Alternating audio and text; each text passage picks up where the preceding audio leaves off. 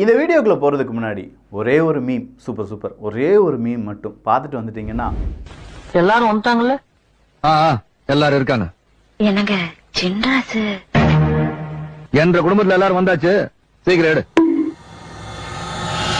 என்ற குடும்பத்தில் எல்லாரும் வந்தாச்சு, ஃபோட்டோ எடுக்கலாம் அப்படின்னு சொல்லி சூரியவம்சத்தினுடைய அந்த டைலாகை போட்டு இந்த பக்கமாக டிஎம்கே மு.க. ஸ்டாலின் அவர்கள் இருக்காங்க, அண்ணாமலை அவர்கள் இருக்காங்க, ராஜ்நாத் சிங் அவர்கள் இருக்காங்க. அந்த பக்கமாக இன்னொரு சரத்குமாராக இருக்கக்கூடிய ராகுல் காந்தி அவர்கள் தனியாக நிற்கிறார். என்னப்பா அப்படின்னு சொல்லி பார்த்தா கலைஞர் நூற்றாண்டு நாணயம், அந்த ஒரு நாணயம் வெளியிடக்கூடிய விழா இருந்துச்சு பார்த்தீங்களா, அதற்கு ராகுல் காந்தியை அழைக்கவில்லையா?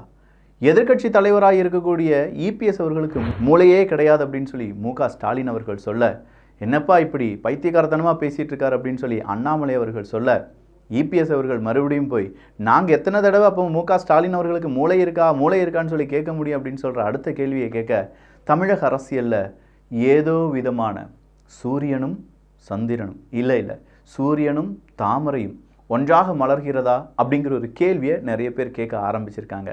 அதெல்லாம் கிடையாதப்பா, இதெல்லாம் சும்மா ஒரு ஸ்டண்டு அப்படின்னு சொல்லக்கூடிய நபர்களும் இருக்காங்க. என்ன நடந்திருக்கு அப்படிங்கிறத இந்த ஒரு பதிவு வழியாக பார்க்க போகிறோம். இது தமிழ் பக்ஷம் வழங்கும் ஆழமான அரசியல் சதுரங்கம்.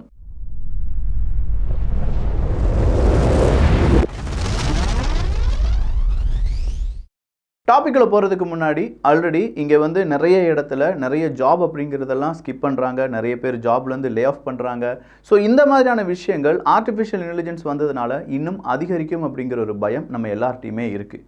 சொல்லப்போனால் எப்போ வேணாலும் என்ன வேணாலும் நடக்கலாம். ஆர்டிஃபிஷியல் இன்டெலிஜென்ஸை பற்றி படிக்கலைன்னா நம்ம அவுடேட்டடாக மாறிடுவோம் அப்படிங்கிற ஒரு நிலைமையில தான் இருந்துகிட்ருக்கோம். கிட்டத்தட்ட 85 மில்லியன், அதாவது 8.5 கோடி ஜாப் அப்படிங்கிறது ஆர்டிஃபிஷியல் இன்டெலிஜென்ஸ் வந்தது என்றால் பறிபோகலாம் அப்படிங்கிற ஒரு விஷயத்தை வேர்ல்டு எக்கனாமிக் ஃபாரம் வெளியில் விட்டுருக்காங்க. ஸோ இதெல்லாம் ஓவர் கம் பண்ணணும்னா நாம் இந்த ஏஐ டூலை பற்றி கொஞ்சமாக தெரிஞ்சிருக்கணும். க்ரோத் ஸ்கூல் நடத்தக்கூடிய ஆசியாவிலேயே பெரிய மாஸ்டர் கிளாஸ் அப்படிங்கிறது ஒரு 3 மணி நேரம் உங்களுக்கு ஃப்ரீயாக கிடைப்பதற்கான வாய்ப்புகள் இருக்குது. முதல்ல 1000 நபர்கள் ரெஜிஸ்டர் பண்ணுறவங்களுக்கு. இது இப்போ இந்த சேனலில் உங்களுக்கான லிங்க் அப்படிங்கிறது டிஸ்கிரிப்ஷனில் இருக்குது. ஸோ ஃபஸ்ட்டு 1000 நபர்கள் நீங்கள் போய் ரெஜிஸ்டர் பண்ணுறீங்கன்னா ஃப்ரீயாக 3 மணி நேரம் அந்த மாஸ்டர் கிளாஸை நீங்கள் கேட்கலாம். ஏஐ டூல்னா என்ன, 20க்கும் அதிகமான ஏஐ டூல்ஸ் எப்படிலாம் வேலை செய்யுது, எந்த மாதிரியான ஏஐ டூல்ஸை நம்ம பயன்படுத்தலாம், எக்ஸலை எப்படி ஈஸியாக கையாளலாம், அதன் வழியாக ஈஸியாக சார்ட் அவுட் பண்ணுறது எப்படி, பிஸ்னஸ் ஸ்ட்ராட்டஜியை பில்ட் பண்ணுறது எப்படி, நம்முடைய பிஸ்னஸை அடுத்த கட்டத்துக்கு கொண்டு போகிறது எப்படி அப்படிங்கிற கம்ப்ளீட் கோர்ஸாக தான் இந்த ஒரு கோர்ஸ் இருக்க போகுது. நீங்கள் ஒரு டெக் பேஸ்டாக இருக்கக்கூடிய ஒரு நபராக இருக்கலாம், இல்லாட்டி சேல்ஸ் ரெப்ரசன்டேட்டிவாக இருக்கலாம், இல்லாட்டி சேல்ஸ் ஓரியன்டாக இருக்கலாம், ஒரு ஹெச்ஆராக இருக்கலாம். யாராக இருந்தாலும் இந்த கோர்ஸில் 20க்கும் அதிகமான ஏஐ டூல்ஸை சொல்லிக் கொடுக்கறதுனால உங்களுக்கு அதுக்கான பேசிக்ஸ் எல்லாமே கிடைப்பதற்கான வாய்ப்புகளும் இருக்கின்றன. ஸோ 2 டைம் ஸ்லாட்டில் கொஞ்சோண்டு சீட் மட்டும் இருக்குது. முதல் 1000 நபர்களுக்கு ஃப்ரீயாக இந்த கோர்ஸ் கிடைக்கும். கீழே இருக்கக்கூடிய லிங்கை பயன்படுத்திக்கோங்க. அதில் இருக்கக்கூடிய இன்ஃபர்மேஷனை ஃபில் பண்ணிங்கன்னா அவங்க உங்களுக்கான நோட்டிஃபிகேஷன் எந்த டைமில் உங்களுக்கு கிளாஸ் இருக்குது அப்படிங்கிறதெல்லாம் அறிவிப்பார்கள். 1000 நபர்கள் ஃப்ரீயாக இந்த கோர்ஸை பார்க்கலாம் அப்படிங்கிறதையும் புரிஞ்சுக்கோங்க. இப்போ வந்திருக்கக்கூடிய பிரச்சனை என்னென்னா, இங்கே யார் பி டீம், பாஜகவினுடைய பி டீம் யார் அப்படிங்கிறது தான் கேள்வி. கொஞ்ச நாள் பாஜகவினுடைய பி டீம் ஏடிஎம்கே அப்படின்னு சொன்னாங்க. ஏடிஎம்கே பாஜகவினுடைய கூட்டணி. அடுத்ததான் நாம் தமிழர் கட்சி பாஜக பி டீம் அப்படின்னு சொல்லிட்டு இருந்தாங்க. இப்போ டிஎம்கே தான் உண்மையான பாஜகவினுடைய பி டீம் அப்படின்னு சொல்லி எல்லாரும் சொல்ல ஆரம்பிக்கிறாங்க. அதில் முதல் விஷயம் என்ன அப்படின்னு பார்த்தீங்கன்னா, ஆளுநர் அவர்கள் கொடுத்த தேநீர் விருந்தில் பங்கெடுத்த டிஎம்கேனுடைய முக்கியமான தலைவர்கள். அப்படி ஆளுநர் அவர்கள் கொடுத்த தேநீர் விருந்துக்கு திமுகவை சார்ந்த யாரும் போக மாட்டாங்க அப்படின்னு சொல்லி ஆர்எஸ் பாரதி அவர்கள் சொன்னதாகவும், ஆனால் ஏதோ விதத்தில் இந்த ஆளுநர் அவர்களுடைய தேநீர் விருந்துக்கு போனாதான் மேலிடத்திலிருந்து டிஎம்கேக்கு நிறைய ப்ரெஷர் அப்படிங்கிறது இல்லாமல் உதயநிதியை துணை முதலமைச்சராக மாற்ற முடியும் அப்படிங்கிற கண்டிஷன்லாம் வந்ததுனால தான் டிஎம்கே அவங்களுடைய ஸ்டாண்டிலிருந்து விலகி இப்போ டிஎம்கே பிஜேபி அலைன்ஸ் உருவாகிறதுக்கான வாய்ப்புகளை ஏற்படுத்தி வருகிறார்கள் அப்படிங்கிற ஒரு தகவலும் வெளியாகி இருக்கிறது. ஒரு குடுமி அவங்க கையில் கிடச்சிருச்சு, பிஜேபி கையில் கிடச்சிருச்சு, அந்த குடுமையை சரியாக பயன்படுத்துகிறாங்க அப்படிங்கிற தகவலும் இப்போது பரவலாக பேசப்பட்டு வருது. இதை மேலும் உறுதி சேர்க்கும் விதமாக நூற்றாண்டு விழா, கலைஞர் அவர்களுடைய நூற்றாண்டு விழா அப்படின்னு சொல்லியிருக்கல, அதற்கான ஒரு நாணயத்தை வெளியில் விடுறாங்க. நயமிக்க தலைவருக்கான ஒரு நாணயம் அப்படின்னு சொல்லி மு.க. ஸ்டாலின் அவர்கள் போட்ட ட்வீட் எல்லாமே படு வைரல். இந்த நாணயத்தை வெளியிடுவது யார் அப்படின்னு சொல்லி பார்த்தா ராஜ்நாத் சிங் அவர்கள் வராங்க. அப்படி ராஜ்நாத் சிங் அவர்கள் வந்து கலைஞர் அவர்களை பற்றி ரொம்ப பெருமையாக பேசுகிறாங்க. அந்த பெருமையாக பேசுகிறத எடப்பாடி பழனிசாமி அவர்கள் பார்த்தீங்களா, இவ்வளோ நாள் நாங்கள் தானே பி டீம் சொல்லிட்டு இருந்தீங்க, திமுக எப்படி பி டீமாக வேலை பார்க்குறாங்க பார்த்தீங்களா, ராஜ்நாத் சிங் அவர்கள் சொல்கிறாங்க, கலைஞர் அவர்களை உயர்த்தி பேசுகிறாங்க, ஒரு அலைன்ஸ் உருவாகுது, அவங்க 2 பேரும் கூட்டணி வைக்க போகிறாங்க அப்படிங்கிற மாதிரியும் அதன் தொடர்ச்சியாக நிறைய ட்ரோல்ஸ் அண்ட் மீம்ஸ் அப்படிங்கிறதெல்லாம் பறக்க ஆரம்பிக்குது.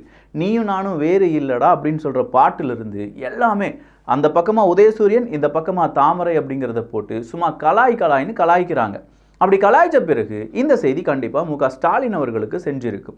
மு க ஸ்டாலின் அவர்கள் ஒரு மேரேஜ், ஒரு திருமண விழாவின் போது அவர் பேசுகிறாரு, கலைஞர் கருணாநிதியை பற்றி இவ்வளவு பாராட்டி பேச வேண்டிய எந்த தேவையும் ராஜ்நாத் சிங் அவர்களுக்கு இல்லை.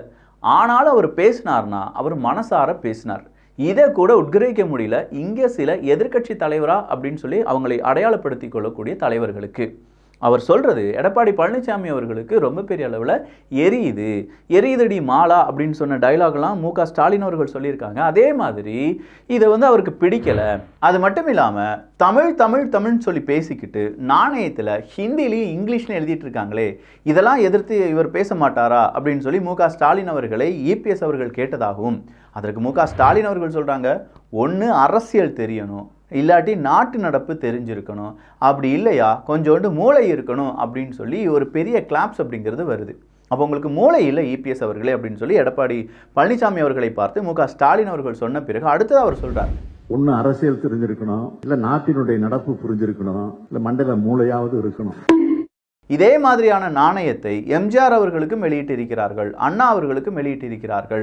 அந்த நேரத்திலலாம் இந்த பக்கமாக ஹிந்தி, அந்த பக்கமாக ஆங்கிலம் அப்படிங்கிறது எழுதப்படும். இன்னொரு விஷயம், அண்ணா அவர்களுடைய அந்த நாணயம் வெளியிடப்படும் போது தான் இல்லைப்பா அண்ணா அவர்களுடைய அந்த தமிழ் கையெழுத்து அப்படிங்கிறது வர வேண்டும் அப்படின்னு சொல்லி கலைஞர் அவர்கள் ஆசைப்பட்டார். அதன்படி அது பொறிக்கப்பட்டிருந்தது.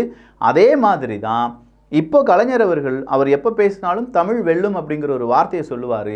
அது பொறிக்கப்பட்ட ஒரு நாணயம் வெளியிடப்பட்டிருக்கிறது. இது மத்திய அரசாங்கம் எடுத்த முடிவு, அப்படின்னு சொல்லி 2 முறை ஒன்றிய அரசாங்கம் மத்திய அரசாங்கமாக மாறியிருக்கு.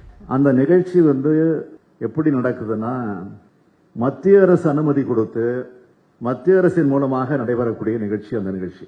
மறுபடியும் அவர் சொல்கிற சில விஷயங்கள் மறுபடியும் அவர் ஒன்றிய அரசாங்கம் அப்படின்னு தான் சொல்கிறார். குறிப்பாக ஒன்றிய அரசாங்கம் ஹிந்தி எழுதி அது எல்லாமே இருக்கிறதா, எப்பவுமே இருக்கிறதா அப்படின்னு சொல்லி ஒன்றிய அரசாங்கம் அப்படின்னு சொல்கிறாங்க.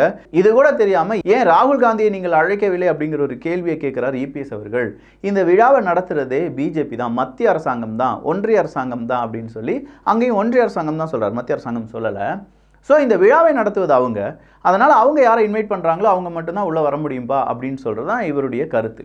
ஆனால் இந்த இடத்துல இன்னொரு வீடியோ ரொம்ப வைரல். அண்ணாமலை அவர்கள் கொஞ்சம் ஒதுங்கி நிற்கிறாங்க. வாப்பா அண்ணாமலை, முன்னாடி வாப்பா அப்படின்னு சொல்லி அண்ணாமலை அவர்களை கூப்பிடுறதும், முருகன் அவர்கள் அங்கே நிற்பதும், மு க ஸ்டாலின் அவர்கள் கிட்ட ராஜ்நாத் சிங் அவர்கள் அப்படின்னு சொல்கிற ஒரு குடும்ப ஃபோட்டோ, ஃபேமிலி ஃபோட்டோன்னு சொல்லுவோம்ல, அதெல்லாம் எடுத்து போட்டு அண்ணாமலை அவர்களை சில கேள்விகளை கேட்குறாங்க. உங்கள் கட்சியில் இருந்தாங்கல்ல இல்ல கணேசன் அவர்கள், அவங்களுடைய இல்ல திருவிழாவுக்கு இல்ல விழாவுக்கு நீங்கள் போகாததுக்கான காரணம் என்ன சொன்னீங்க? எனக்கு அங்கே போக வேண்டியிருந்துச்சு, மறுபடியும் நான் போகலான்னு நினைக்கும் போது அங்கே மம்தா பானர்ஜி வருவாங்களா இருந்துச்சு, எனக்கு மம்தா பானர்ஜி அவர்களை பிடிக்காது, அதனால் நான் அந்த விழாவுக்கு போகலை அப்படின்னு சொன்ன நீங்கள், உங்களுக்கு தான் டிஎம்கே பிடிக்கவே பிடிக்காத அண்ணாமலை அவர்களே, நீங்கள் ஏன் அந்த விழாவுக்கு போனீங்க அப்படிங்கிற கேள்வி கேட்கணுமா வேண்டாமா? அதை தான் மக்கள் கேட்குறாங்க. அமர் பிரசாத் ரெட்டி அவர்களுக்கு இன்னும் சில நபர்களுக்கு எல்லாமே இந்த இன்விடேஷன் போனதாக சொல்லப்படுது. அவங்களெல்லாம் கூப்பிட்ற அளவுக்கு அவங்க அந்த விழா வேண்டாம் அப்படின்னு சொல்லி நெக்லெக்ட் பண்ணதை அவங்களே எக்ஸ் தளத்தில் பதிவு பண்ணுறாங்க. அப்போது இவங்களுக்கெல்லாம் போன இன்விடேஷன் ஏன் ராகுல் காந்தி அவர்களுக்கு போகலை? உண்மையிலேயே இது மத்திய அரசாங்கம் தான் நடத்துனாங்களா இல்லையா அப்படிங்கிற அடுத்த டிபேட் வருது. இன்றைக்கி காலையில் அதிமுகவினுடைய ஐடி விங்கு கொஞ்சம் விஷயங்களை போட்டு பொலன்னு பொழக்கிறாங்க. அது என்ன அப்படின்னு பார்த்தா, இந்த விழாவை ஆர்கனைஸ் பண்ணதே டிஎம்கே அரசாங்கம் தான், மாநில அரசாங்கம் தான். அதற்கு கெஸ்ட்டாக வரவழைக்கப்பட்டவர் தான் ராஜ்நாத் சிங் அவர்கள். எகெயின் இவர் பொய் சொல்கிறார். மு க ஸ்டாலின் அவர்கள் பொய் சொல்கிறாரு, பாருங்க மக்களே அப்படின்னு சொல்லி அங்கே டிஎன் ஃபேக்ட் செக்கர் அப்படின்னு சொல்கிற இன்னொரு இதெல்லாம் இருக்குல்ல, அந்த ஒரு அக்கௌண்ட், அந்த அக்கௌண்டெல்லாம் டேக் பண்ணி இவங்க அதிமுகவினுடைய ஐடி விங் அதை பரப்ப ஆரம்பிக்கிறாங்க. இப்போ மு க ஸ்டாலின் அவர்கள் சொன்னது பொய், எடப்பாடி பழனிசாமி அவர்கள் சொன்னது மெய் அப்படின்னு சொல்லி அதை அங்கே அதிமுகவினுடைய ஐடி விங் என்ன செய்கிறாங்க, ப்ரூவ் பண்ணுறதுக்கு ட்ரை பண்ணுறாங்க. இன்னும் அந்த ஃபேக்ட் செக் டீம்லேருந்து எந்த ரிப்ளையும் வரல என்பதும் இங்கே குறிப்பிடத்தக்கது. அப்படின்னா உண்மையிலே இதை மாநில அரசாங்கம் தான் ஏற்பாடு பண்ணியிருந்தாங்களா? மாநில அரசாங்கம் ஏற்பாடு பண்ணியிருந்தால் கண்டிப்பாக ராகுல் காந்தி அவர்களுக்கு இன்விடேஷன் கொடுத்துருக்கணுமா வேண்டாமா? இதில் இன்னொரு விஷயம் என்னென்னா, நம்மலாம் ஓட்டு போட்டு தேர்ந்தெடுத்த அமைச்சர் சேகர் பாபு அவர்கள் ஓடி வந்தார், மக்களுக்கு சேவை செய்வா அப்படின்னு பார்த்தா இல்லை, அங்கே கான்வாய் வந்துட்டு இருக்கு. யாருக்கு? மு க ஸ்டாலின் அவர்களுடைய வண்டி வரி வரியாக வந்துட்டு இருக்கு. இந்த நம்ம சொல்லுவோம்ல, இல்லைப்பா அவங்கெல்லாம் வந்து கருப்பு படை, பூனைப்படை, அவங்களாம் ஓடியே வருவாங்கல்ல, அப்படியே ஓடி வருவாங்கல்ல, இல்லாட்டி பவுன்சர்ஸ் அப்படிங்கிறவங்களாம் இருப்பாங்க, அவங்களும் ஓடி வருவாங்கல்ல. அதே மாதிரியே அமைச்சர் சேகர்பாபு அவர்கள் ஓடி வந்தார் அப்படின்னு சொல்லும்போது எல்லாமே நடிப்பா கோபால் அப்படின்னு சொல்லி நிறைய பேர் கேட்குறாங்க. ஏன்னா இதே சேகர்பாபு அவர்கள் தான் அதிமுகவில் இருக்கும்போது திமுக தலைவர்களை அடிக்க பாய்ந்த சேகர்பாபு அவர்கள் அப்படின்னு சொல்லி தான் தலைப்புச் செய்தி வந்தது. இப்போ திமுகவுக்கு வந்த பிறகு ஒட்டுமொத்தமாக ஆளே மாறிட்டாரப்பா அப்படின்னு சொல்கிற செய்திகளும் வெளியாகி வருகின்றன. அப்போ நீங்களே சொல்லுங்கள், இது திமுக பிஜேபி அலைன்ஸ் உருவாகிறதுக்கான ஒரு கட்டமா, இல்லை இது ஜஸ்ட் ஒரு ஃபார்மாலிட்டி, அழைத்தார்கள் முடிஞ்சிச்சு, நாளைக்கு அண்ணாமலை அவர்கள் சொல்லியிருக்காங்களே, நாளைக்கு ஜெயலலிதா அம்மையார் அவர்களுக்கும் இதே மாதிரி மதிப்பு கொடுக்க வேண்டும் என்றால் நாங்கள் அதை செய்ய தயாராக இருக்கிறோம், இதில் அரசியல்லாம் கிடையாது அப்படின்னு சொல்லி அண்ணாமலை அவர்கள் சொல்லியிருக்காங்க. அப்படின்னா எடப்பாடி பழனிசாமி அவர்கள் அரசியல் செய்கிறாங்களா, இல்லை பிஜேபி அரசியல் செய்கிறாங்களா, இல்லை திமுக அரசியல் செய்கிறாங்களா, யார் அரசியல் செய்கிறாங்க? அதெல்லாம் ஒரு புறம் இருக்கட்டும். ஆர்டிஃபிஷியல் இன்டெலிஜென்ஸ் டூல்ஸ்லாம் பற்றி படிக்கிறது நான் சொன்ன க்ரோத் ஸ்கூலினுடைய 3 மணி நேரம் மாஸ்டர் கிளாஸ் அட்டன் பண்ணுறதுக்கான லிங்க் டெஸ்கிரிப்ஷனில் இருக்குது, பார்த்துக்கோங்க. உங்களுடைய பதிலும் இங்கே வரட்டுமப்பா. நல்லதை பகிர்ந்து நல்ல சமுதாயத்தை உருவாக்குவோம். நன்றி, வணக்கம்.